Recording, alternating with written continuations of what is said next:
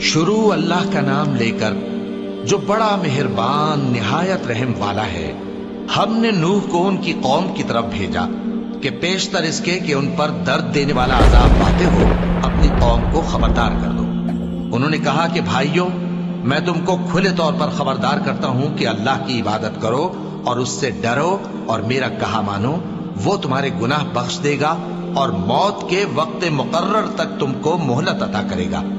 جب اللہ کا مقرر کیا ہوا وقت آ جاتا ہے تو تاخیر نہیں کی جاتی، کاش تم جانتے ہوتے۔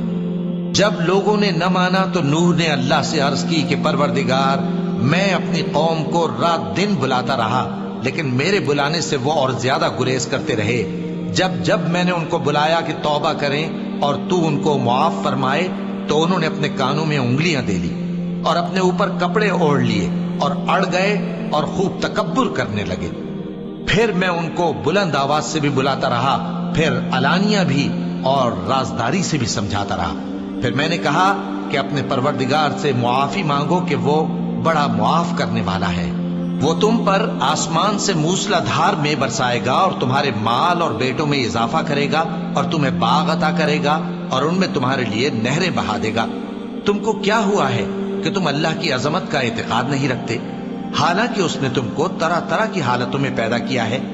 کیا تم نے نہیں دیکھا کہ اللہ نے 7 آسمان کیسے اوپر تلے بنائے ہیں اور چاند کو ان میں روشن بنایا ہے اور سورج کو چراغ بنا دیا ہے؟ اور اللہ ہی نے تم کو زمین سے ایک خاص طرح سے پیدا کیا ہے، پھر اسی میں تمہیں وہ لوٹا دے گا اور اسی سے تم کو نکال کھڑا کرے گا۔ اور اللہ ہی نے زمین کو تمہارے لیے فرش بنایا تاکہ اس کے بڑے بڑے کشادہ رستوں میں چلو پھرو۔ آخر میں نوح نے عرض کی کہ میرے پروردگار، یہ لوگ میرے کہنے پر نہیں چلے اور ایسوں کے تابع ہوئے ہیں جن کو ان کے مال اور اولاد نے نقصان کے سوا کچھ فائدہ نہ دیا، اور وہ بڑی بڑی چالیں چلے اور کہنے لگے کہ اپنے معبودوں کو ہرگز نہ چھوڑنا، اور ود اور سوا اور یغوس اور یعوق اور نصر کو کبھی نہ چھوڑنا۔ اور اے پروردگار، انہوں نے بہت لوگوں کو گمراہ کر دیا ہے اور تو ان ظالموں کو اور زیادہ گمراہ کر دے۔ آخر وہ اپنے گناہوں کے سبب پہلے غرقاب کر دیے گئے، پھر آگ میں ڈال دیے گئے، تو انہوں نے اللہ کے سوا کسی کو اپنا مددگار نہ پایا۔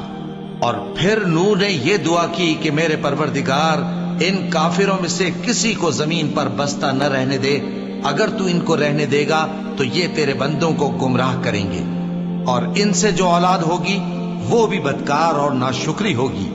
اے میرے پروردگار، مجھ کو اور میرے ماں باپ کو اور جو ایمان لا کر میرے گھر میں آئے اس کو اور تمام ایمان والے مردوں اور ایمان والی عورتوں کو معاف فرما، اور ظالم لوگوں کے لیے اور زیادہ تباہی بڑھا۔